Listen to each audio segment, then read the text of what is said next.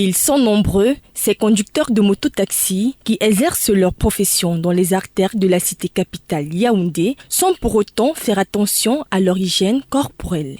Blouson sale, mauvaise haleine, odeur corporelle nauséabonde sont entre autres aspects déplorés par les usagers de ces engins à 2 roues. Bon, les Besquinots aussi, leur pull là, des fois quand ils te battent sur la moto là, de la peut te tuer, des mains sales. Si la mairie même peut les aider en les patant les bons pulls. Au lieu de choisir là qui ne servent à rien. Si la police pouvait même essayer d'arrêter peut-être les motos sales.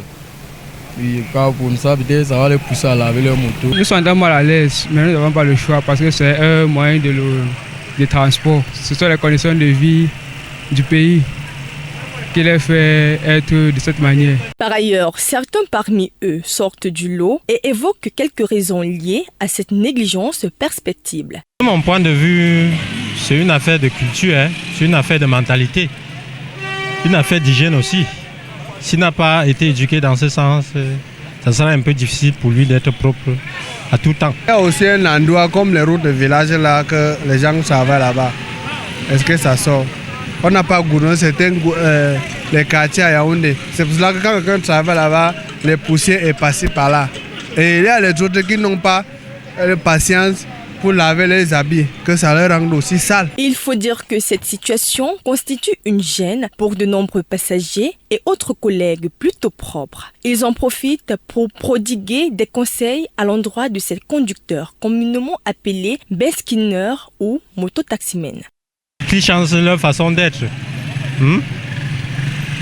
Que dorénavant, ils soient propres, qu'ils se lavent, qu'ils lavent leur tenue de travail. Nous pouvons essayer de les remettre sur le chemin en leur disant d'avoir une bonne hygiène parce que c'est d'abord la santé avant tout. Quand ils sont sales, on aussi perd les clients. Forcément, il y a ceux, quand il y a sale, une bonne base ta moto. Deuxièmement aussi, l'image même de la ville, c'est pas bonne. On envoie une mauvaise image. Ils doivent se mettre au pas, laver leur moto, leur équipement de travail, tout ça qui contribue au travail. Comme moyen de transport, les motos sont de plus en plus prisées au détriment des autres véhicules, au regard de nombreux avantages qui ne cachent pas cependant le côté regrettable lié à l'hygiène corporelle négligée de leurs conducteurs.